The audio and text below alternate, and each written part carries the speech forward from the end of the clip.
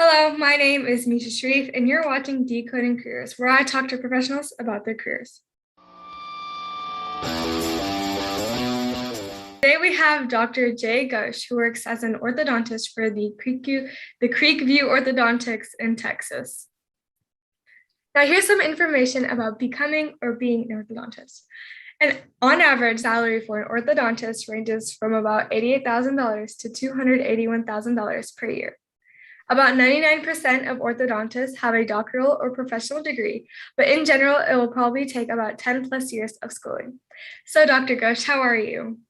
I'm doing great, Misha. It's a pleasure to be able to speak with you.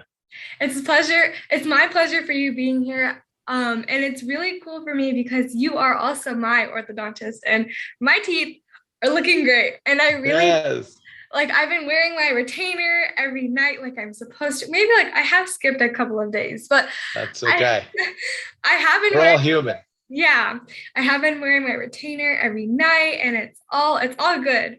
But like my teacher, I was talking to my teacher the other day and he was telling me how he really dislikes going to the orthodontist or just dentist in general. And I was Oh, like, why? Going to the dentist is so fun. And I just had a flashback because as a kid, for some reason, I just never liked going to the dentist. And I don't know why, because like they're cleaning your teeth for you. It should be like, and it's fun too. It's not like really tedious, and I don't like they don't hurt you. Like they're doing a service for you. So what led you to choose this profession?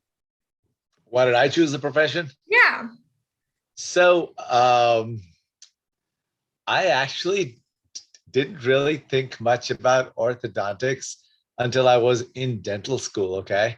And I actually went into dental school because my brother, who is about 5 years older than me, was in dental school and he seemed to be having a great time. And so I thought, if he's having a good time, I'll probably have a good time too. What I didn't realize at the time was he would probably have a good time if he was doing anything in life. But but I just chanced into it. And when I was in dental school, one of my orthodontic instructors, she pulled me aside one day. She said, I think you'd make an excellent orthodontist. And I really hadn't thought about it until that point. I just thought I'd be a general dentist. And then when she mentioned that to me, I started to kind of think about it. And lo and behold, a few years later, I was an Well, orthodontist. well, what you said did come true. You are an excellent orthodontist, and my teeth, Oh, thanks. my teeth can speak a lot for that. They Thank can back you. that up. But let's get started with the first question, which is what three words best describe your profession? So, from a patient's perspective, okay, and I thought about this question. I think it's a really good question, and it's hard to distill down to three words, but I'm going to try. So, from a patient's perspective, it's an amazing smile transformation. Okay. That is from a patient's perspective. And from our perspective, it's going to be a great smile and bite. So we're going to look upon it as not just giving you a great smile, but also a good bite. So there you go. Okay, so I guess that kind of does sum up what happens in your career. And I know I talked about this a little bit earlier, but could you describe to me what educational background is best for this kind of career? Because I did talk about this, but I would like you to go a little more in depth. Yeah. So traditionally, okay, in college, you would have to take you would have to major in either chemistry or biology or something along the biological sciences. No longer now. Now you could be a math major as long as you have some of the core courses done, which you have to take some chemistry, you have to take some biology, you have to take some psychology, you have to do a few core courses. But no longer do they expect you to major in those subjects. Okay. Now, after your college, you take the DAT, which is the dental school admission test, and then you do 4 years of dental school. So dental school is 4 years anywhere you go. And then after that, orthodontics is for the vast majority of orthodontic programs across the United States and Canada, it's a 3-year program.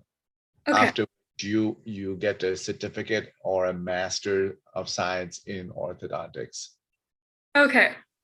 So it's like about 7 years, but like as I was saying earlier, a lot of orthodontists do prefer to get their doctoral or professional degree. Okay, that makes a lot more sense. And I think in every career, this has been something that has been talked about, but every career, you do have to keep on updating your knowledge and you have to keep on learning. So, could you tell me, are there any special certifications or trainings that are required for this job aside from the schooling? So you have to stay continually educated. There's no way you can do this profession or anything in the medical field or the dental field and not be continually education. You will fall so far behind that it'll be impossible to catch up. So if you think for once that after my 3 years of orthodontics, I'm done hitting the books, I can now just work, you're sorely mistaken, because things will pass you by and you will have no clue what hit you. So the state mandates a certain number of hours of continuing education. Okay, that's regardless, it's called CE or else AM, they'll be called a medical education with AME and things like that. There's a certain number of credits that you have to take every year because you can get audited by the state. That's the bare minimum. You also have to take some ethics and jurisprudence classes in order to keep your license current. But that's just the bare minimum. It's like you in high school now, right? If you say, I did my homework, I'm done, that's the bare minimum. If you don't study beyond what your homework has given you, you're never going to excel. So it's the same for us. You have to constantly read, constantly stay educated, otherwise it'll pass you by before you know it. So, are these classes, do you have to go to like a college or are they online? How does it work? Great question. So there are, of course, now a lot of online options.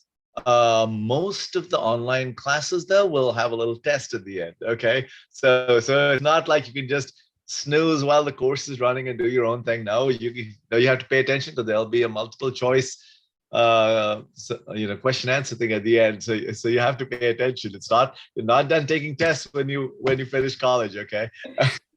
I know, but we also attend a lot of in-person meetings because in-person meetings give you two things. One is the ability to go and attend these lectures, and some might be hands-on courses, but also the beauty of attending in-person meetings is that you can now talk to your fellow professionals and you learn a lot from the problems they're experiencing.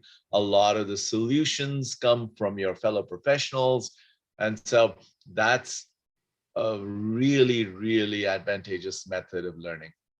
Definitely. I think a lot of people learn by talking to each other and interacting. And when COVID hit, that put a really big stop to that. But now, because everybody's getting vaccinated and we're all, Yes. thank God, we're all like, COVID is just dying down. Like we can finally see each other, which makes me really happy. Yes. On top of that, we can continue going to the orthodontist. And as a patient, you only see like a small glimpse of your orthodontist, dentist, doctor's day. So, could you describe to me a typical day in your job? So I am a morning person. So I get up very early and I get to work around 6 o'clock every morning, sometimes a little bit earlier. And so I'm at work at that time. I'm the first one in, but I like that quiet time because then I get to look at my schedule for the day. I get to review. I go, okay, Misha's coming in for an appointment. I get to see, okay, what happened last time on Misha? What do I need to watch out for? Those sort of things. Or there'll always be some patient sort of charts, patient notes waiting for me from the previous day, because at the end of the day, my brain stops functioning and I'm ready to go. Uh, but, but I function best, I think best early in the morning. And so I want to get that done when my mind is fresh and I can look at all the records and I can make my notes. And so I start very early in the morning. Then once patients come into the office, then my attention is completely focused on the patient, right? There's no time for anything else. At lunchtime, I typically will have some meetings with either my staff, or there'll be professional associates that we do business with. We'll have meetings, whether they're virtual or in person. Most days I have some meeting or the other, and the days I don't have meetings, just get a I'll just have a quick bite, and I'll keep working through lunch. And then once again, the afternoon, start seeing patients. At the end of the day, I'm pretty brain dead. I'm worn out. So I am ready to go home, and then I'll usually, after I eat dinner, do some exercise, that sort of thing. That I'll probably do a little bit of work related stuff as well, like check emails and things like that. Oh wow. Okay, so being an orthodontist is a lot of work. It is so much. It sounds like so much. And it seems to me like, is it just like in your day, do you just like go from patient to patient to patient, then you have lunch? Is that kind of how it is, and you like go continue on to your patients? Like, and during lunch you kind of have like those meetings. Is that how it works? Or Yeah, so when you're working on a patient, of course, your attention is completely on that patient and nothing else. But at the same time, there are always thoughts running through your head about something else that's going on, or I go, oh my gosh, I got to call Misha's mom because I got to talk about something that I talked to Misha about, and Misha's mom means no, or I'm just saying, or things like that are always in my mind, and so I'm constantly making notes and things. Mhm. Okay, yeah. So it seems to me that other than just like talking to patients and working on them, there are so many other aspects of your job. You were talking about like meetings and talking to your staff. So what do you think are the three most important skills needed for your job? Because there's so many different aspects. So I think in order to be an orthodontist, okay, I'm going to talk about a couple of things that I feel are very important to me. Two that are more at a kind of a deeper level, and one I think that is specific to my job. So one is, you have to have empathy, and if you do not have empathy, you cannot succeed in medicine or dentistry. And you have to have curiosity.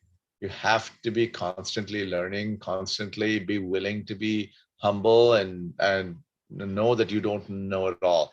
Okay, those are the two sort of more deep things. But then there's one aspect that in dentistry in general, you will not succeed if you don't have good hand-eye coordination. Yeah. Like people that can paint or draw, they have, because dentistry is a lot of art in addition to the science. And so let's say you needed to have very good hand-eye coordination as well for just fine arts. Um, See, I think that's the one place where I kind of just like fall behind, because I have really shaky hands in general. Like I can't draw a straight line with the ruler. My art skills are just really, really, really down there. Like they just cannot. I can't. My best like But drawing. but there are ways to improve that. Oh, If you obviously there art are. classes, if you take, you can train yourself. I mean, within reason. Okay, there are some people who are all thumbs. I mean, that's just how we are. But if you're generally okay, you can train yourself. How it's just like learning a sport, learning tennis, for example, or something else, where you just kind of do it over and over and over and Yeah. over. And I think that that is something that will like just kind of have to, because everybody is different, and like just like learning to like get your hands still is something that if I ever do become an orthodontist, something that I will need to learn. And who knows, if I do become an orthodontist, and I will reference back to this conversation. But Right. as I was saying a little bit earlier, there's so many different aspects, and you were talking about like these different skills that are needed, but nobody ever really talks about the challenges that come with a profession. So could you tell me about some of the challenges that come with being an orthodontist? Yeah. So I think, and this is a great question, really, because most people don't see that, right? Everybody sees the successes. Nobody talks about their failures, or or the difficulties, right? And that's important to know. So one aspect would be from a patient standpoint, the other aspect would be from a business standpoint. Okay. So from a patient standpoint, the biggest challenge we have is constantly keeping that motivation going in the patient. Okay. Are they brushing their teeth well? If they're not, do they have good oral hygiene? Are they being compliant? Are they following instructions? What can we do to make this particular patient get more motivated? And because the failures we have oftentimes are because of a lack of motivation. Then I always think, okay, what could I have done better to motivate this patient to improve? That's one aspect. The other aspect is from a business standpoint, right? Because after all, you're also running the business, and so there are challenges with staffing. There are, like, somebody's leaving. I just had an assistant who just left because he joined his family business. I can't stop him. He had a great reason to go, but now I got to find somebody to fill the spot. Or there's always business challenges. You're always kind of looking at there's in running a business, there are constantly things that are going wrong, or maybe not going wrong, maybe that need to be tweaked, can be done better. So it's constantly learning there. Yeah, going back to motivation, I feel like motivation is really important because as a patient, I would always take like flossing and, making sure like my braces are nice. Like I would take that really lightly until like after 2 months. And I was like, I won't get anywhere with my teeth if I don't listen to my orthodontist. And every time it was getting late, it was getting time for me to go to sleep. I just like imagine like what my teeth would look like if they were like super straight and like very Yeah, beautiful. And then I was just like, I want that. And I would just get up and I'd go floss and brush my teeth, clean out my that's brackets and my wires. that's great. And I think that's the motivation that I feel like a lot of people will take lightly, because I know so many people, they like chew gum and they still eat caramel. And I'm not saying that I didn't. Like I broke a rule a couple of times. Yeah, I mean, right. but We're a human. yeah, but I think that when you do have the motivation, it's like kind of like I stayed away from that more than like to keep up my motivation to like, oh, I'm gonna have a good pair of teeth after. Yes, yes, that's very true. And it all paid off. Like now I can do all of that. I can make up for lost time. And it's not Exactly. like I missed out on anything either. I still like gotta have fun. It's okay if I didn't get to chew gum, but now I get to. So that's cool. Like I still have I gotta make up for like everything that I missed, if you get what I'm saying. Absolutely do. And see, you made the right choices at the right time, which helped. Yes, I did. And when I had asked you the question about how your day is, like a typical day, you said you were talking about how long you have to work, and that even after you go home that you still have to like focus on your job a little bit, and that you wake up so early in the morning. Oh my goodness. I'm like a night person, but in general, when I do want peace, I will wake up earlier in the morning, maybe like Yes, 30 minutes earlier, but I am a night person. So mornings are really yes. hard for me. And I admire you because you do wake up so early in the morning. Well, that's just how I've always been. Like Oh, you're a person. I've always been an early morning person. I love the mornings. But then see, if you told me, hey, let's do this interview at 9 o'clock at night, I go, Misha, I can't do it at 9 o'clock at night because my switch is slowly turning off. you know. that's how I feel after school. Like after school, I do a lot of extracurriculars, like I do kickboxing and everything. So like right after, I'm just like, I just like my switch is just like slowly going down, and I'm like, I still have homework to do. I still have so much Yes. work.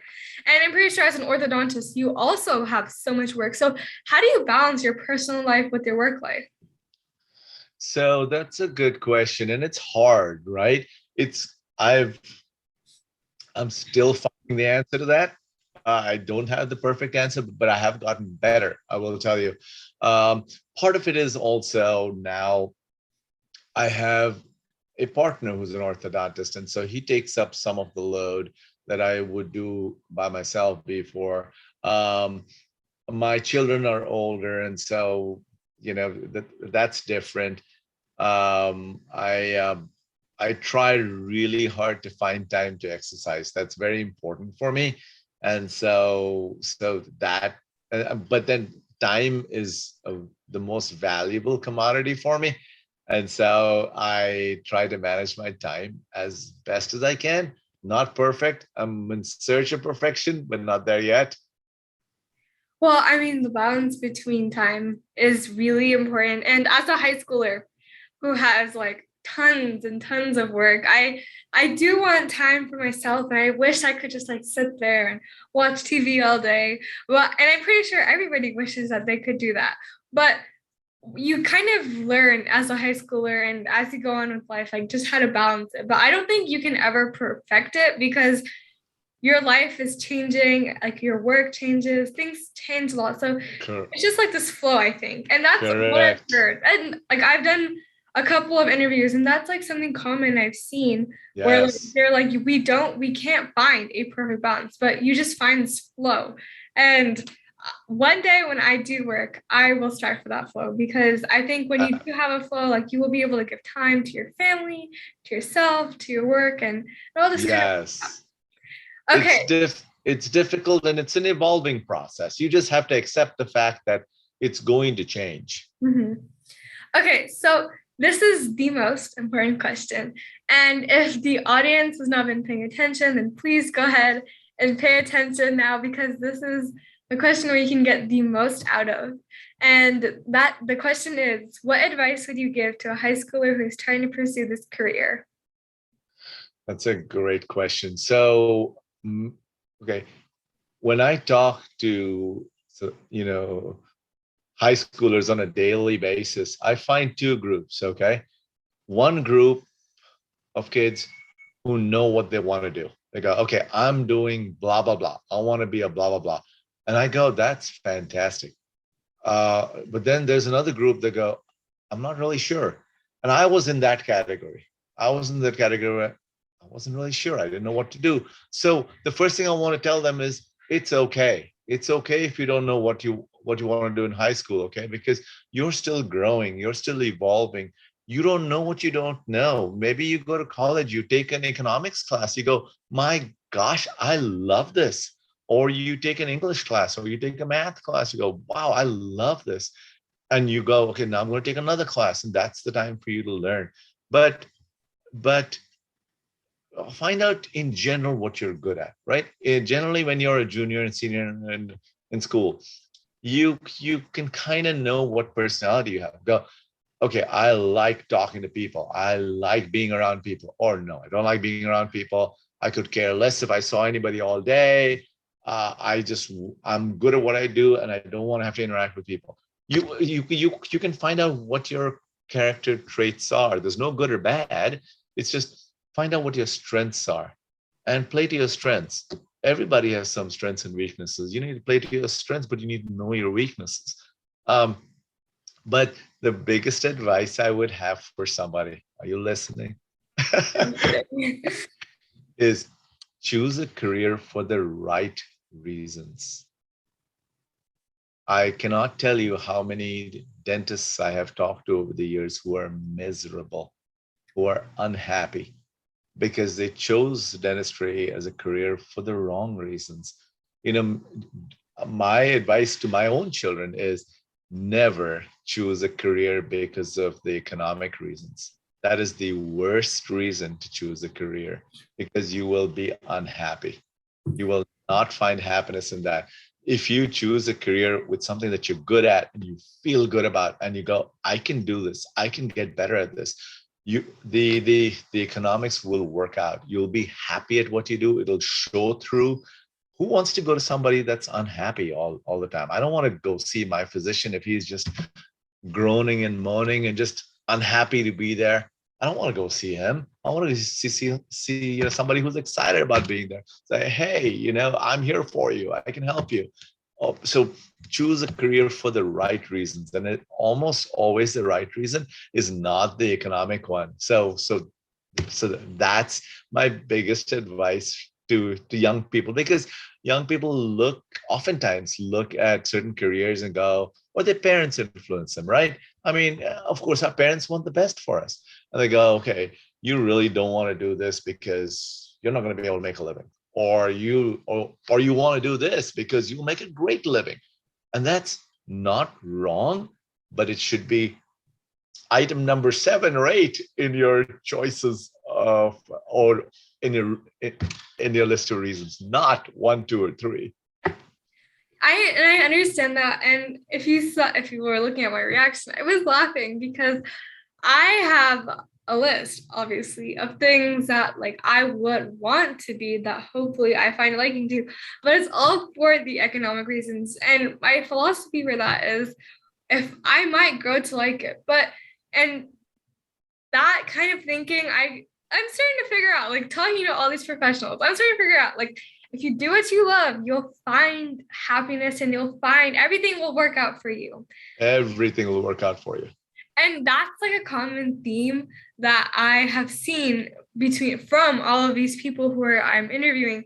And I am playing the devil's advocate. And I obviously those careers I picked out were because like that career makes so much money. Why won't that's like it's like such a good career. Put that on like number 5. Like it should be in the top 10. Like, and I think that because I'm talking to everybody and kind of gaining knowledge from them, it's like you shouldn't do that.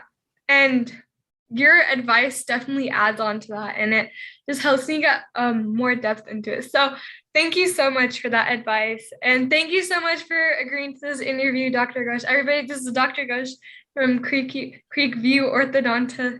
Or oh my goodness, everybody, this is Dr. Ghosh from Creek View Orthodontics. He is a great orthodontist, as you can see.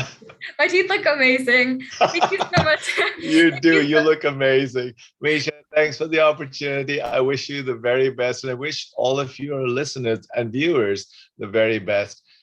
No profession, no job is too small. No job. As you just need to have that positive mindset when you do something. Stay positive, stay focused, and you can't go wrong. So all the best. Thank you so much for being here.